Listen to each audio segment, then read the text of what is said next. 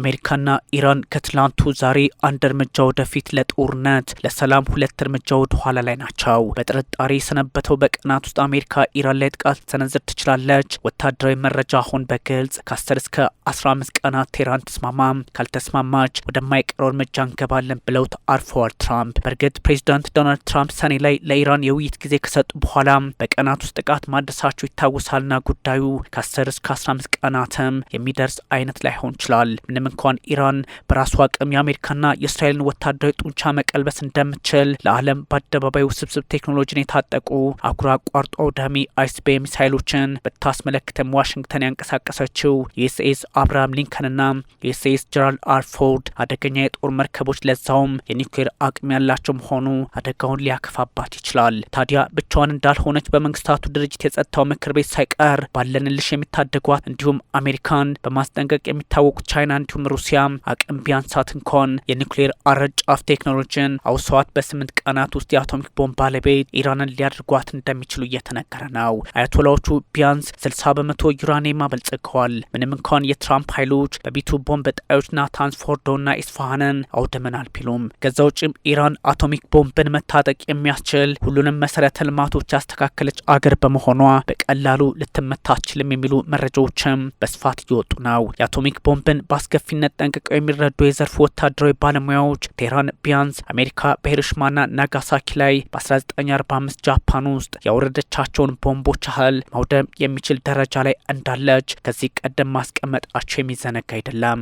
ለዚህም ነው ተያይዞ መተላለቅ የኢራንና የአሜሪካ ጦርነት የሚባለው። ፕሬዚዳንት ዶናልድ ትራምፕ ቴህራን ከ10 እስከ 15 ቀናት ተስማማ ቢሉም በአያቶላ አሊ ኻሜኒ በኩል ያለው ወታደራዊ ዝግጅት ደግሞ ሌላ አቅጣጫ ያለ ሆኗል። ዋሽንግተን ቴህራን ተስማማ የሚል ሀሳብ ስታቀርብ ቀነ ገደብ ስትቆርጥ ኢራን ሁሉንም ፖለቲካዊና ወታደራዊ አቅም እርግፍ አድርጋ እንድትተው ከመፈለግ አንጻር በመሆኑ ለኢራን መዋጋቱም መስማማቱም አንድ አይነት ትርጓሜ ይኖረዋል። በዚህም በቀላሉ ይስማማሉ ብሎ ማሰብ ወታደራዊና ፖለቲካዊ የዋህነት ነው ለማለት እድሉን ይከፍታል። ጠቅላይ ሚኒስትር ቤንያሚን ኔታንያሁ ኢራን በምንም ሁኔታ ወደ እስራኤል ጥቃት ለመሰንዘር ከሞከረች ማሰብ የሚከብዳቸው አጸፋ ይሰጣቸዋልም ብለዋል። אנחנו ערוכים ודרוכים להגן על עצמנו מול כל אתגר.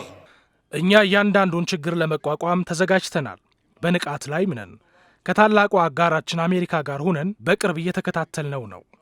ለወዳጄ ፕሬዚዳንት ዶናልድ ትራምፕ በእስራኤል ውስጥ ያለውን የምልከታ መርህ ግልጽ አድርጌያለሁ። ከኢራን ጋር የሚደረገው የትኛውም ድርድር መመራት ስላለበት ሁኔታ ማለቴ ነው። ለሚመጣው ነገር ሁሉ ተዘጋጅተናል። እናም አንድ ነገር ግልጽ ነው። አያቶላውያኑ ስህተት ከሰሩና እኛን ካጠቁን ለማሰብ የሚከብዳቸውን ምላሽ ያገኛሉ። שהם אפילו לא יכולים לעלות በዳታም ዜሮ ዩራኒየም ማበልጸግ በእርግጥም አያቶላ አሊ ኻሜኒ እጅ እንደ መስጠት የሚቆጥሩት ጉዳይ ሆኖባቸዋል። በአሁኑ ሰዓት ቴህራን ከ8 እስከ 10 የኒውክሌር አረጫፎችን መገንባት የሚያስችል ዩራኒየም አከማችታለች በሚል ስጋት ውስጥ የገቡት የአሜሪካ ፖለቲከኞች ክምችቷን በ98 በመቶ እንድትቀንስ ለማድረግ ሙከራ ማድረጋቸውም ከዚህ ቀደም የሚዘነጋ አይደለም። በ2015 የኒውክሌር ስምምነት መሰረት 3.67 በመቶ ላይ እንድትቆም ኢራን ለማድረግ ተሞክሯል። አቶሚክ ቦምብን ለማምረት ችላት አቅም በታች ለማድረግ ውጥን ተይዞ ነበር። ታዲያ የ2015 አምስቱ ቋሚ የጸጥታው ምክር ቤት ሲደመር ጀርመን P5+1 ስምምነት በ2018 በራሳቸው ዶናልድ ትራምፕ አማካኝነት አሜሪካ ጥላው ስትወጣ ቴህራናውያን አቅማቸውን እያሳደጉ መጡ። አሜሪካም ሰኔ ላይ ጥቃት ያደረሰችው ከዚህ አንጻር እንደሆነ የሚዘነጋ አይደለም። ይህ ሁሉ ውጥረት ባለበት በ7 ወራት ውስጥ ሌላ አደገኛ ታሪክ መካከለኛው ምስራቅ ሊጽፍ እንዳይሆን ስጋቱ እያየለ መጥቷል። ኢራን ያልቅላታል ብቻ ላይ የማይቆመው ወታደራዊ አካሄዱ እስራኤልንም ተመሳሳይ የውድመት ደረጃ ውስጥ ያስገባታል። በመካከለኛው ምስራቅ ያሉ ሁሉም የአሜሪካ ማዕከላዊ እዝ ሴንትኮም እንዲሁም በጥቅሉ የዚሁ እዝ ሀብቶች በ21 አገራት በሰሜን አፍሪካ፣ በመካከለኛው ምስራቅ፣ በማዕከላዊና ደቡባዊ ኤዥያ ኢላማ ውስጥ ይገባሉ። ለዚህም ነው አሁናዊ የዓለም ጦርነት በአብዛኛው የአየር ለአየር ኤር ቱ ኤር አንዳንዴም ከምድር ወደ አየር ግራውንድ ቱ ኤር እየሆነ በመምጣቱ መተላለቁ ከባድ ይሆናል የሚባለው። የእስራኤልና የአሜሪካ የተባበረ ክንድ ኢራን ላይ ከባድ ውድመት እንደሚያመጣ ቢነገርም ባለፋታ 1 እና 2 ሃይፐርሶኒክ ሄባር ሺካን፣ ኮረምሻር 4 ሀጂ ቃሲምና ሰጅል ሚሳይሎች ባለቤቷ ቴህራን ከባድ ዋጋ ታስከፍላለችም ተብሏል። ለእነሱ የሚመስላቸው በዓለም ላይ የአሜሪካ ጦር ብርቱ እንደሆነ ነው። የአሜሪካው ፕሬዝዳንትም ይህን ማለቱን ቀጥሏል። የአሜሪካ ጦር በዓለም ላይ ጠንካራ ነው ይላል። አንዳንዴ በዓለም ላይ ጠንካራው ጦር በእጅጉ ይመታል፣ ቀጥ ብሎ ላይቆምም ይችላል። እስራኤል ከ90 በላይ የኒውክሌር አረጫፍ እንዳላት ቢነገርም ይህን ሁሉ ፖለቲካዊ ውጥረት በጫንቃው የተሸከመው የመካከለኛው ምስራቅ ምድር ሰላም እንዲመጣ በነ ካታር፣ ሳውዲ አረብሬቶችና ኦማን ሙከራ በማድረግ ላይ ቢገኝም ጉዳዩ ግን ተወሳስቦ ቀጥሏል። ትራምፕ እንዲህ አይነቱን ማስጠንቀቂያ ለኢራን ቢሰጡም ትክክለኛ ወታደራዊ ውጥረት ይፈጠራል፣ ያለምንም ማወላዳት ቀጥተኛ ወታደራዊ ምላሽ እንደምትሰጥ ቴህራን ታስጠነቅቃለች በሚል በመንግስታቱ ድርጅት ይፋ አድርጋለች። ኢራን ለመንግስታቱ ድርጅት የጸጥታው ምክር ቤት በደብዳቤ የትራምፕን ዛቻ ያወገዘች ሲሆን ኢራን እያየው አልመታም እንደምትል ማወቅ አለባቸው በሚል ማስጠንቀቂያውን በድጋሜ በአምባሳደሯ በኩል ልካለች። በመንግስታቱ ድርጅት የኢራን አምባሳደር አሚድ ሰይድ ኢራቫኒ ለምክር ቤቱ አባላትና ለመንግስታቱ ድርጅት ዋና ጸሐፊ አንቶኒዮ ጉተሬዝ ትራምፕ በህንድ ውቅያኖስ የቻጎስ ደሴቶችን ተጠቅመው ቴህራንን ለመምታት የሚያደርጉትን እንቅስቃሴ እንዲያስቆሙ ጠይቀዋል።